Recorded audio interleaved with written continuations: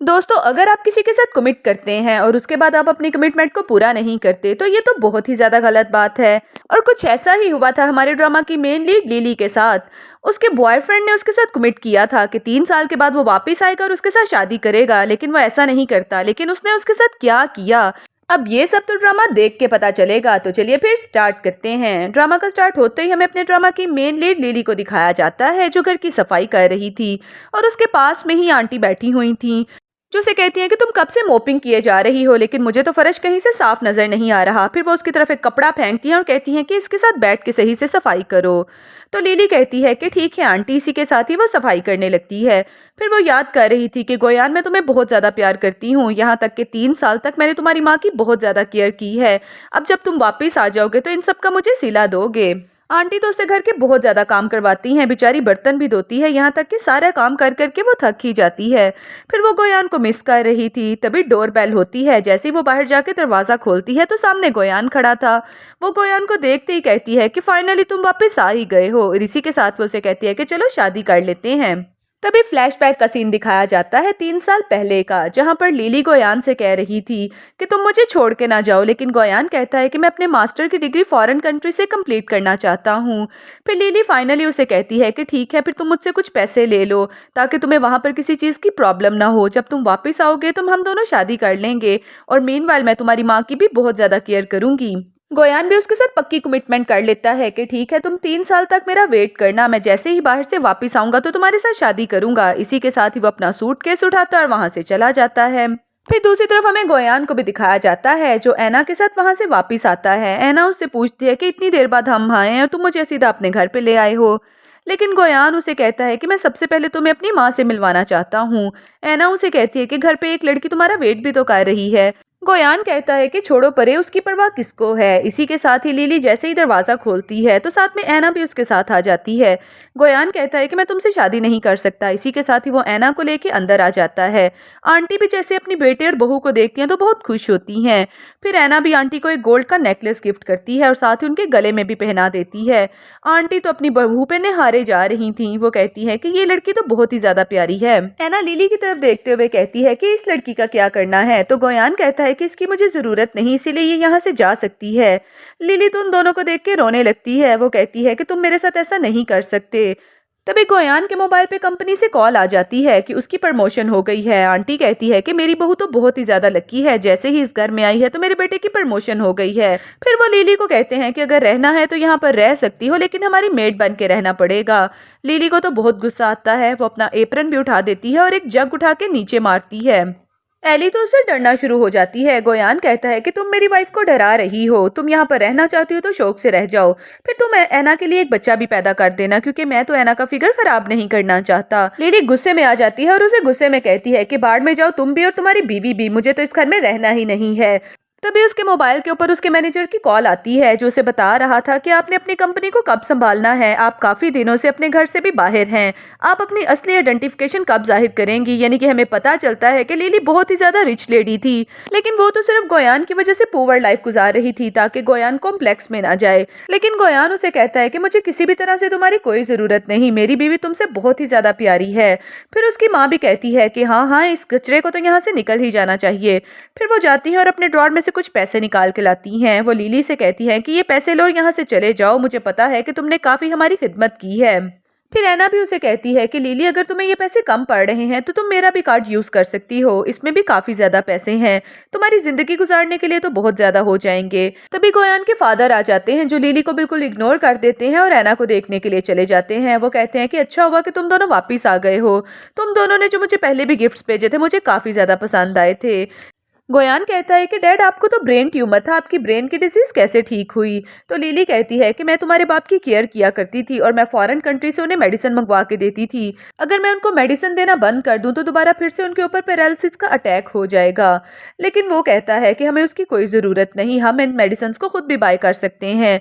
फिर लिली को याद आ रहा था कि किस तरह से वो अंकल की केयर किया करती थी, यहाँ तक कि अंकल तो उसे पसंद भी नहीं करते थे, उसके बावजूद भी वो अंकल की केयर करती थी और उन्हें खुद अपने हाथ से मेडिसिन खिलाती थी। लिली कहती है कि तुम बहुत जल्दी मरने वाले हो, देख लेना, तुम्हें जब तक वो मेडिसिन नहीं मिलेगी तुम बिल्कुल भी सरवाइव नहीं कर पाओगे। अंकल कहते हैं कि ये लड़की तो मुझे बद दवाएं दे रही है। उसी के साथ ही अंकल को फालिज का अटैक आता है और वो वहां पर ही फेंट हो जाते हैं। गोयान और उसकी मदर बहुत ज्यादा परेशान होते हैं। वो जल्दी से ऐना से कहते हैं कि कुछ करो। गोयान कहता है कि मेरे फादर की मेडिसिन वापस करो, लेकिन लिली कहती है कि मैं अब तुम्हें कुछ भी नहीं दूंगी। फिर ऐना एक मेडिसिन देती है और कहती है कि ये मेडिसिन इनके लिए बहुत अच्छी होगी, मैं यूएस से लाई हूँ, और इसी के साथ ही वो उनके मुंह में डाल देती है। लेकिन अंकल को तो कोई फर्क नहीं पड़ता। फिर ऐना कहती है कि परेशान होने की ज़रूरत नहीं, मेरे एक अंकल डॉक्टर हैं, मैं अभी उन्हें बुला लेती हूँ। फिर डॉक्टर अंकल भी वहाँ पर आ जाते हैं। वो कहते हैं कि इस पेशेंट की कंडीशन तो काफ़ी क्रिटिकल है, इसे पहले ही मर जाना चाहिए था, लेकिन लगता है कि ये स्पेशल मेडिसिन ले रहे थे। गोयान कहता है कि मैं चाओ ग्रुप का सीईओ हूँ, इसलिए मैं कुछ भी बाय कर सकता हूँ, आपको किसी भी तरह से करके मेरे डैड की कंडीशन ठीक करनी पड़ेगी। तो डॉक्टर ये बात सुन के बहुत खुश होते हैं और कहते हैं कि वाह, आप तो काफ़ी रिच आदमी हैं, सबसे पहले तो आपको मेरे हॉस्पिटल में फंड्स देने पड़ेंगे और मैं आपके डैड की पूरी केयर करूंगा। ऐना भी कहती है कि हाँ हाँ क्यों नहीं, गोयान बहुत बड़ा सीईओ है, वो आपको काफ़ी ज़्यादा फंड्स भी देगा। आंटी भी कहती हैं कि हाँ, मेरे हस्बैंड की जान बच जानी चाहिए। डॉक्टर बहुत ज़्यादा खुश हो रहा था क्योंकि वो तो बेसिकली ग्रीडी लोग थे। फयान उसे कहता है कि मुझे तुम्हारी कोई ज़रूरत नहीं, इसीलिए तुम्हें यहाँ से चले जाना चाहिए। जैसे ही वो जाने लगती है तो तभी दरवाज़ा नॉक होता है और हमें एक मिस्ट्रेस को दिखाया जाता है जो कि एक सर्टिफिकेट लेके आई थी। वो मिस्टर गोयान से कहती है कि ये चाओ फैमिली ने आपके लिए भेजा है क्योंकि आप उस फैमिली के न्यू सीईओ हैं। गोयान तो वो सर्टिफिकेट देख के बहुत खुश हो रहा था क्योंकि उसके ऊपर तो उसका नाम लिखा हुआ था। लिली कहती है कि गोयान को ये सर्टिफिकेट मेरी वजह से मिला है क्योंकि मैं चाओ फैमिली की बड़ी बेटी हूँ। तभी वो मिस्ट्रेस भी कहती है कि अरे तुम उसकी बड़ी बेटी कैसे हो सकती हो, उस फैमिली की तो बेटी 3 साल से मिसिंग है और अभी तक वापस नहीं आई, ना ही आज तक कभी किसी ने उनको देखा है। ये बात सुनते ही पूरी फैमिली हंसने लगती है। फिर वो लड़की दोबारा फिर से उसे बुली करती है और कहती है कि चाओ फैमिली की बड़ी बेटी तो बहुत ज्यादा रिच है और वो तीनों भाई भी काफी रिच पोस्ट पे हैं, वो तो चाइना की अमीर तरीन फैमिली में से है। तुम तो कभी ऐसा सोच भी नहीं कि तुम उस फैमिली की बेटी हो सकती हो, तुम तो यहाँ पर एक काम करने वाली हो। ऐना भी कहती है कि गोयान मुझे लगता है कि ये तुमसे काफी ज्यादा जेलस फील करती है। गोयान कहता है कि अगर इसे मैं नहीं मिल रहा तो इसका दिमाग ही खराब हो गया है, पता नहीं खुद को क्या समझे जा रही है। वो मिस्ट्रेस बीजो के आई तो वहां पर सर्टिफिकेट देने के लिए थी, लेकिन वो लिली को खामखा ही इतनी ज्यादा बातें सुना देती है। फिर वो सभी लोगों से कहते हैं कि तुम इस काबिल भी नहीं हो कि यहाँ पर खड़े हो सको क्योंकि ये एक सीईओ का घर है। लिली को बहुत गुस्सा आता है, वो रोते हुए वहां से चली जाती है। जैसे ही वो अपने घर का दरवाजा खोलती है तो उसे गार्डन काफी बिखरा हुआ नजर आ रहा था। वो अपने दिल में सोच रही थी कि मैंने अपने भाइयों को सख्ती से मना किया था कि मेरे जाने के बाद इस घर में कोई चेंजेस नहीं होंगी और सब कुछ वैसे का वैसे ही धरा हुआ है। मेरे माँ बाप बचपन में ही मर गए थे और मेरे बाप ने हमारे लिए बहुत ज्यादा प्रॉपर्टी छोड़ी थी। मेरे तीनों भाई मुझसे बहुत ज्यादा बड़े थे और मैं उनकी छोटी और लाडली बहन थी। उन्होंने मेरी ख्वाहिश के लिए मुझे गोयान के पास रहने के लिए भेज दिया था और पूरे 3 साल के मुताबिक आज के दिन मेरी गोयान से शादी होनी थी, इसीलिए तो उन्होंने उसे अपनी कंपनी का सीईओ बना दिया है मुझे ऑनर करने के लिए। इसी के साथ ही वो घर चली जाती है और उसके तीनों भाई उसके लिए पार्टी पॉपेट बजाते हैं और साथ में अपनी बहन को कंग्रेचुलेट करते हैं।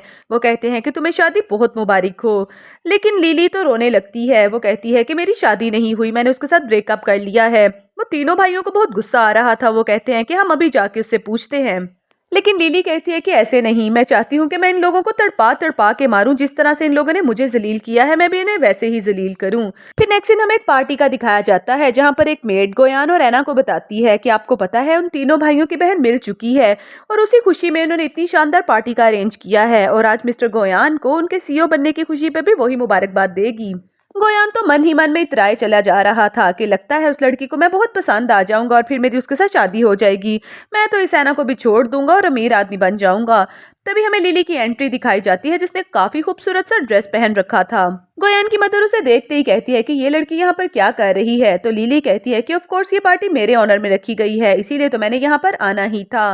लेकिन ये बात सुन के तो वो सब लोग हंसने लगते हैं और उसे बुली करने लगते हैं। वो कहते हैं कि लगता है तुम्हारा दिमाग खराब हो गया है। गोयान उसे कहता है कि अगर तुम मेरी बीवी बनना चाहती हो तो घर पे जाके मेरे फादर को लुक आफ्टर करो। लेकिन लिली सबके सामने कहती है कि देखें, हमारी कंपनी के सीईओ मुझे शादी की ऑफर करवा रहे हैं। इसी के साथ ही वो शर्मिंदा होकर पीछे हो जाता है। फिर वो सब लोग लिली को बुली करने लगते हैं कि ये लड़की तो बहुत ही ज्यादा पुअर है और सारा टाइम हमारे घर पे वेट्रेस का काम करती रही थी और अब यहाँ पर आके कह रही है कि ये पार्टी इसी के ऑनर में रखी गई है, ऐसा तो हो ही नहीं सकता। वो वेट्रेस भी बार बार उसकी काफी ज्यादा इंसल्ट किए जा रही थी, जबकि गोयान तो उसे यही कह रहा था कि नील डाउन होके मुझसे माफी मांगो, तो हो सकता है कि मैं दोबारा फिर तुम्हें अपनी जिंदगी में शामिल कर लूं। ऐना भी कहती है कि इस यूजलेस लड़की का यहाँ पर रहने का कोई फायदा नहीं, हमारा ख्याल है कि इसे यहाँ से बाहर निकाल देना चाहिए। तभी वो सिक्योरिटी गार्ड को बुलाती है और कहती है कि इस लड़की को पकड़ के यहाँ से बाहर ले जाओ। सिक्योरिटी गार्ड भी आकर लिली को पकड़ लेते हैं। लिली उसे कहती है कि मुझे छोड़ दो, तुम लोगों को पता नहीं है मैं कौन हूँ, लेकिन वो तो उसे स्टिल पकड़े ही रखते हैं। तभी हमें उसके सबसे बड़े भाई की एंट्री दिखाई जाती है, जिसे देख के पार्टी में आए हुए सभी लोग काफी हैरान हो जाते हैं कि मिस्टर शैंग खुद यहाँ पर आ गए हैं। जैसे ही वो वेट्रेस उनको देखती है तो वो उन्हें बताती है कि ये आपकी बड़ी बहन होने का झूठा दावा कर रही है, इसीलिए मैंने सिक्योरिटी गार्ड से कहा था कि इन्हें पकड़ के यहाँ से बाहर निकाल दो। गोयान और ऐना भी जल्दी से उसकी तरफ जाते हैं और कहते हैं कि आपको यहाँ पर आने की भला क्या जरूरत थी। सबसे पहले तो वो सिक्योरिटी गार्ड से कहते हैं कि इस वेट्रेस को पकड़ के बाहर निकाल दो, क्योंकि इसने मेरी बहन को टच करने की कोशिश की है। वो तो नील डाउन हो जाती है और उससे माफी मांगे चले जा रही थी, लेकिन वो उसकी कोई बात नहीं सुनते और उसे बाहर निकाल देते हैं। फिर गोयान उसे कहता है कि मिस्टर शेंग, मैं आपका बहुत ज्यादा शुक्रगुजार हूँ, क्योंकि आपने मुझे सीईओ की पोस्ट के ऊपर हायर किया। यकीनन मैं ये सीट डिजर्व भी करता हूँ। लेकिन मिस्टर शेंग उसे कहते हैं कि मैंने इस सीट से तुम्हें फायर कर दिया है। ये बात सुन के तो वो बहुत हैरान होता है। वो कहता है कि आप मेरे साथ ऐसा कैसे कर सकते हैं। मिस्टर शेंग अपनी बहन की तरफ होते हैं और कहते हैं कि क्या इन्होंने तुम्हें तंग तो नहीं किया। वो भी हाँ में सर हिलाती है। फिर वो दोनों बहन भाई मिलकर गोयान को काफी मारते हैं और उसके मुंह पे थप्पड़ भी लगाते हैं।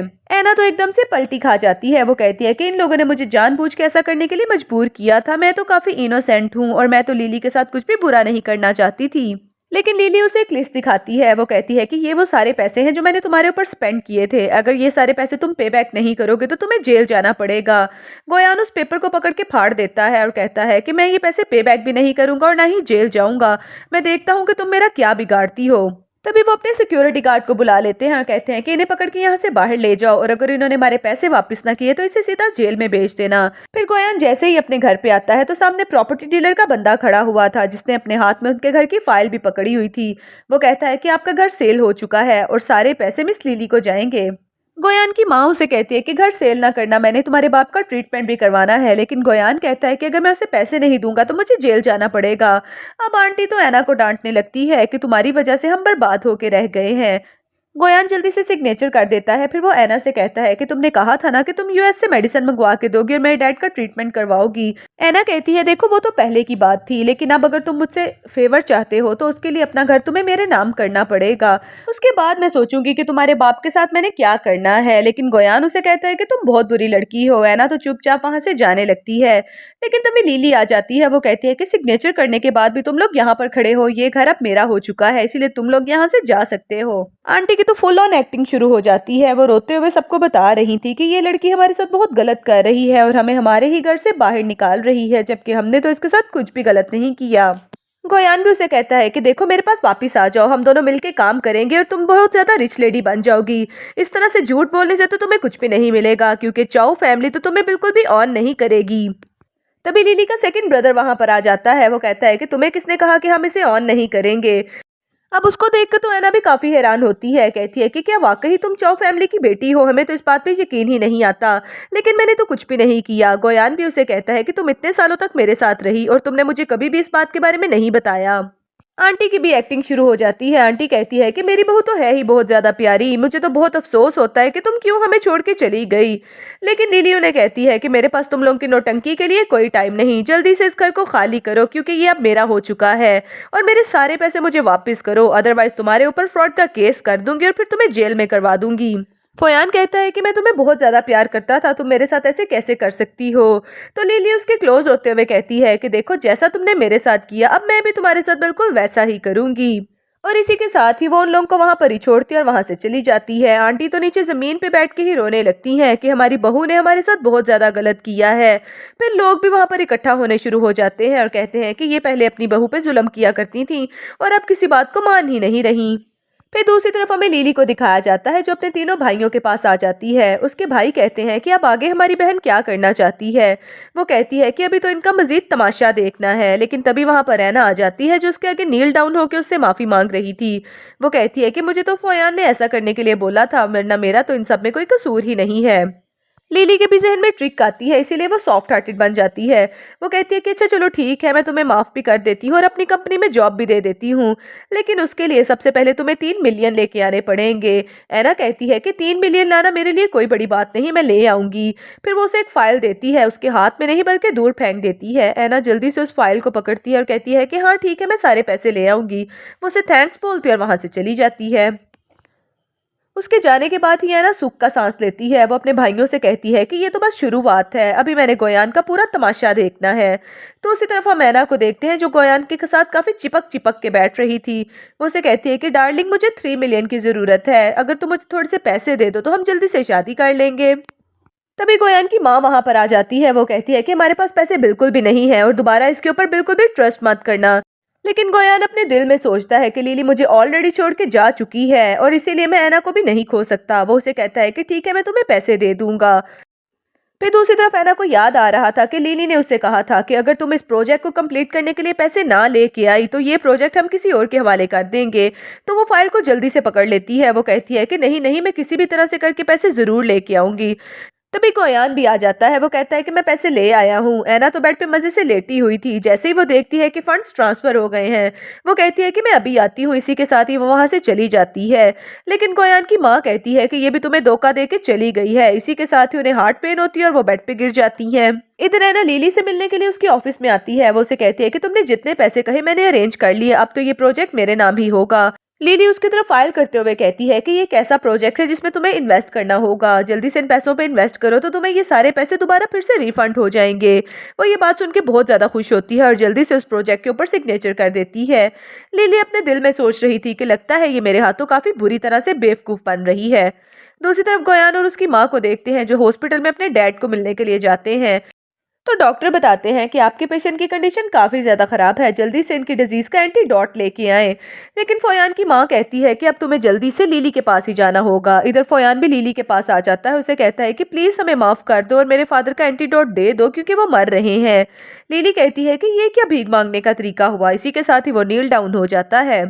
लिली के जहन में फिर से ट्रिक आती है। लिली कहती है कि अच्छा चलो ठीक है, मैं तुम्हारे बाप को भी बचा लूंगी और तुम्हें भी अगर पैसे चाहिए तो दे दूंगी, लेकिन उसके लिए सबसे पहले तुम्हें 3 मिलियन का अरेंज करना होगा। जैसे ही वो पैसे मेरे पास आ जाएंगे तो मैं तुम्हारे साथ शादी करने के बारे में सोचूंगी।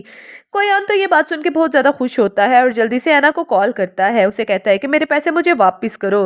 लेकिन ऐना कहती है कि आई एम सॉरी डार्लिंग, वो पैसे तो मैं ऑलरेडी कहीं पे इन्वेस्ट कर चुकी हूँ। फोयान बताता है कि वो पैसे तो मैंने ऐना को दे दिए हैं। तो लिली कहती है कि किसी भी तरह से करके उससे पैसे वापस निकलवाओ। तो गोयान पुलिस को कॉल कर देता है कि ऐना ने मुझसे जबरदस्ती वो पैसे छीने हैं, इसीलिए उसके ऊपर फ्रॉड का केस कर देता है। दूसरी तरफ ऐना को कॉल चली जाती है और पुलिस उसे कहती है कि आपको पुलिस स्टेशन आना होगा। ऐना दोबारा फिर से लिली को कॉल करती है और उसे कहती है कि मेरे पैसे मुझे वापस करो। लेकिन लिली कहती है कि वो पैसे अब मेरे पास आ गए हैं और यूज भी हो गए हैं, इसीलिए आपके पैसे आपको वापस नहीं मिलेंगे। पहले आपको अपना प्रोजेक्ट कंप्लीट करना होगा। ऐना तो अपनी औकात पे आ जाती है, यानी कि उसे गालियां निकालने लगती है। लेकिन लिली मोबाइल फोन बंद कर देती है क्योंकि उसकी कॉल सुनने का अब कोई फायदा भी नहीं था। फिर वो हॉस्पिटल की तरफ चली जाती है जहां पर गोयान और उसकी माँ जैसे ही देखते हैं तो कहते हैं कि तुम हमारे बाप का एंटीडोट लेके आई हो ना। आंटी भी कहती है कि अपने ससुर को बचा लो क्योंकि तुम मेरी इतनी प्यारी सी बहू हो, फिर हम एक फैमिली की तरह दोबारा फिर से रहेंगे। लेकिन लिली कहती है कि मैं तुम लोग को यही बताने आई हूँ कि मैं तुम्हारी किसी भी काम में कोई भी हेल्प नहीं करूंगी क्योंकि गोयान तुमने मुझे पैसे ट्रांसफर ही नहीं किए। गोयान कहता है कि मेरे पास वो पैसे नहीं, जब तक वो केस चलेगा बहुत लेट हो जाएगा, जल्दी से मेरे बाप को बचा लो। तभी उसका बाप भी आखिरी आवाज निकालता है और इसी के साथ ही उसकी जान निकल जाती है।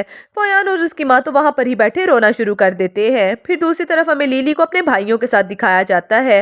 उसके भाई उसे कह रहे थे कि लगता है अब हमारी प्रिंसेस बड़ी हो चुकी है क्योंकि इसने अकेले ही अपने मैटर को काफी अच्छे से सॉल्व किया है। गोयान और उसकी माँ कचरा उठाने वाले बन गए हैं, क्या तुम उनकी कंडीशन देखना चाहती हो? इसी के साथ ही वो दोनों बहन भाई बाहर जाते हैं जहां पर गोयान और उसकी माँ कचरा इकट्ठा कर रहे थे। गोयान का तो कचरे से पाँव भी स्लिप हो जाता है। जैसे ही उसकी नजर ऊपर पड़ती है तो वहां पर लिली खड़ी थी और वो मारे शर्मिंदगी के अपना मुंह छुपाता और वहां से निकल जाता है। भाई अगर आप किसी के साथ बुरा करोगे तो फिर आपका अंजाम भी कुछ ऐसा ही होगा, इसीलिए कभी भी किसी को इतना कमतर नहीं समझना चाहिए। और इसी सीन के साथ हमारे आज का ड्रामा भी यहाँ पर ही खत्म हो जाता है। दोस्तों कैसा लगा आपको मेरा आज का ड्रामा, जल्दी से कमेंट करके बताइएगा। मिलते हैं नेक्स्ट ड्रामा में।